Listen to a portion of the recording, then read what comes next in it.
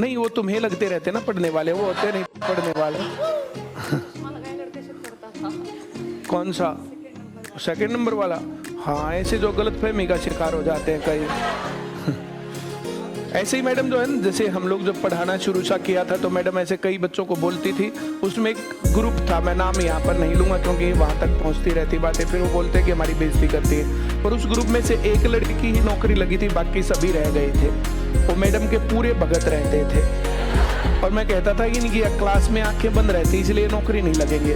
वो लगी नहीं नौकरियां, बेशक मैडम से पूछ लो, ये कन्फर्म कर लो।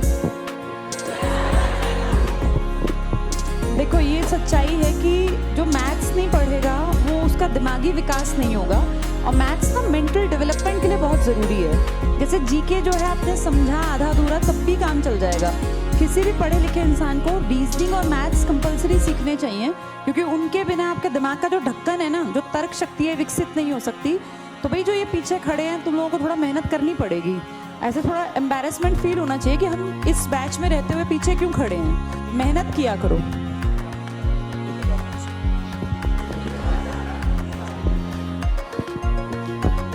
इलाहाबाद में ये लड़का कह रहा था कि जब आपने मैडम को प्रपोज किया तो मैडम का रिप्लाई क्या था, और यही बात जब मैं सिरसा गया था तो सिरसा वालों ने भी पूछी थी।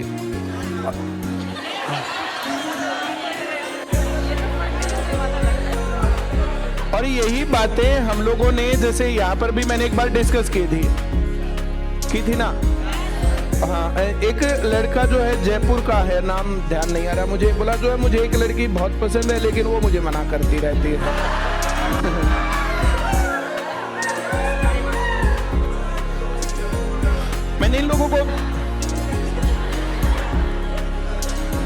मैंने इनको ये कहा था कि तुम अपनी तैयारी और पढ़ाई और अपने व्यक्तित्व को इस प्रकार से बनाओ कि मैंने ये कहा था कि जब बबीता मैडम वहाँ पर जब मैंने जो है शादी करने के लिए जो है चूज किया या प्रपोज किया, या जब हमने शादी की, तो उस पूरे कोचिंग सेंटर में सबसे ज्यादा पढ़ी लिखी समझदार दिखने वाली थी।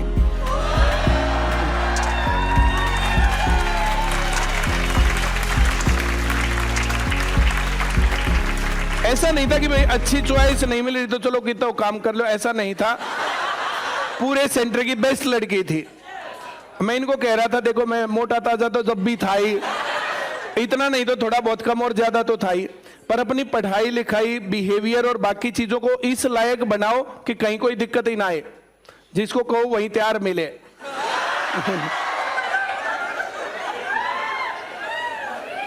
मैंने एक दिन यहाँ भी इनको सारी बातें बताई थी कि तुम लोग अपनी पढ़ाई लिखाई और इन चीजों के ऊपर, बिहेवियर के ऊपर इस प्रकार से फोकस करो। जितने लोग ये किलकी मारे हैं, तुम्हारे में से ऐसी कौन सी लड़की है जो ये सोचती है कि किलकी मारने वाले से शादी करनी चाहिए? नहीं, बहुत अच्छा सीन लगेगा किसी दिन।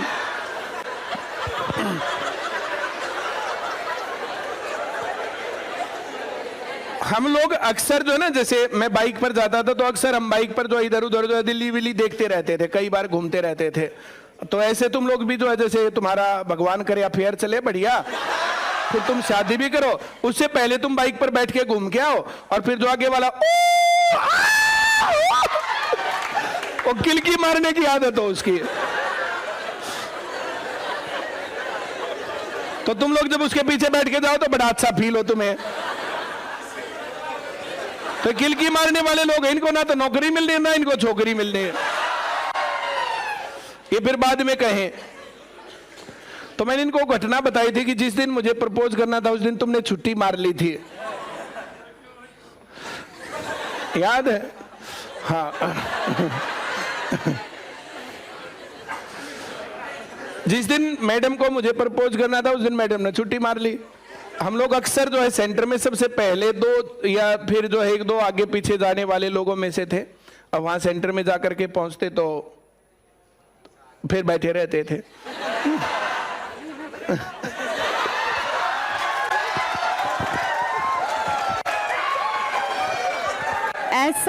ऐसा नहीं है कि भाई हम जो है, सबसे पहले मैं जाती थी उस पूरे सेंटर में। जब मैं वहां पहुंचती थी तो वहां सफाई अभियान चल रहा होता था, और वो सफाई करने वालों को पता था कि रोज सबसे पहले यही स्टूडेंट आनी है, क्योंकि मुझे जो है ना लगता था नौकरी की जरूरत बहुत ज्यादा फील होती थी। मेरी ये दिली इच्छा थी कि मैं बहुत यंग एज में नौकरी पे लग जाऊं। सर हाँ, जैसे 5-7 बच्चे जब पूरे सेंटर में आते उनमें से सर भी थे। और ये बड़ी बात है, मेरे पास तो साधन नहीं था, मुझे तो भैया डीटीसी की बसों में ट्रेवल करके जाना होता था। और मेरे गाँव से पहली बस आती थी 5:40 पे, सर्दियों का ही टाइम था जब हमने कोचिंग ली। 5:40 पे तब अंधेरा सा ही हुआ करता था जब मैं बस में बैठती थी। मैंने शायद कई बार बताया होगा, जैसे ये लाइट है ना डीटीसी की बस में, ऐसी लाइट 4 जगह होती हैं, एक साइड में, एक आगे, एक फिर पीछे। तो मैं देखती थी सुबह गांव की बस से कि भाई लाइट वाली सीट मुझे मिल जाए तो कम से कम मेरा 5:40 से 6:30 का जो सफ़र है बस का, 1 घंटे भर का, वो मेरा पढ़ते हुए निकल जाए। मैं हमेशा जो कल पढ़ा था वो अगले दिन रिवाइज करती थी बस में बैठ के। 6:30 में उतरती थी, फिर वहाँ से दूसरी बस लेती, उसका सफ़र हार्डली 15 मिनट का, उसमें सीट भी नहीं मिलती थी। फिर वहाँ से उतर के मुझे वॉक करके जाना पड़ता, शायद 1 किलोमीटर के आसपास का सफ़र था। फिर वहाँ जाके सोचो सबसे पहले पहुँचने वाली मैं, उसके बाद फिर बैठ के जब तक बच्चे नहीं आ जाते, मतलब भर नहीं जाता तक लगातार पढ़ती रहती थी। यानी कल जो पढ़ा था वो आज जब टीचर एंटर करे ना तो मेरा सारा रिवीजन में होना चाहिए। चाहे बायो पढ़ा, फिजिक्स पढ़ा, केमिस्ट्री पढ़ा, फिजिक्स मेरे पल्ले कम ही पढ़ता था वैसे, लेकिन जो पढ़ती थी कि भैया कुछ तो समझ में आ जाए। और जैसे हिंदी है या कोई भी सब्जेक्ट है जीके का, वो सब रिवाइज कर लेती थी। पर इसमें कोई, मैथ्स में तो मेरा हाथ तंग ही था। मैथ्स में मैं थोड़ी सी कमज़ोर ही थी। और एक मेरी ये किस्मत कह लो, मैंने जब कोचिंग सेंटर ज्वाइन किया ना तब तक 19 चैप्टर थे शायद हमारे टाइम पे किताब में, उसमें से 11 पता नहीं 14-15 चैप्टर में पहुंच गए थे।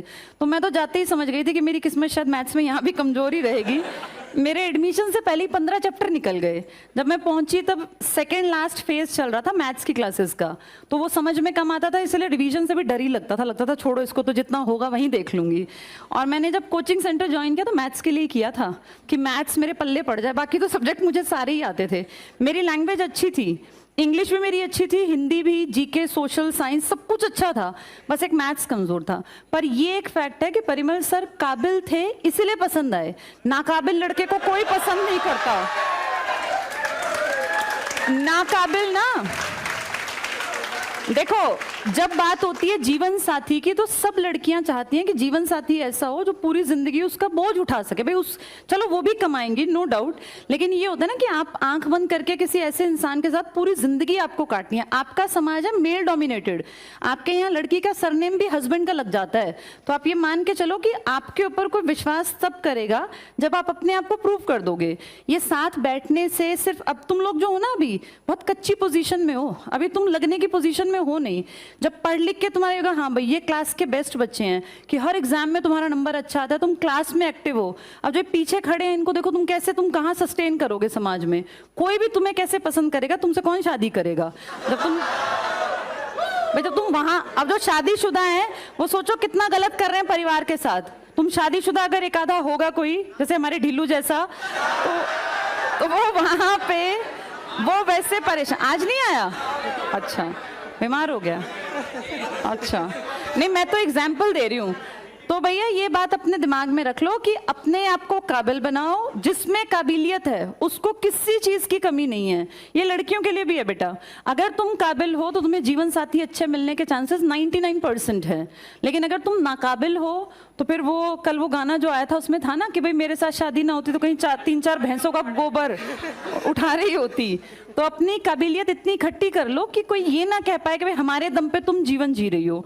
लड़कियों के लिए भी कमाना उतना ही इंपॉर्टेंट है, तो ये टाइम है, इसको यूटिलाइज करो। ठीक है, लाइफ के 2 फेज होते हैं, पढ़ाई और जीवन साथी। आपकी उम्र में दोनों साथ साथ चल रहे होते हैं, ज्यादा बेहतर है पहले पढ़ाई कर लो।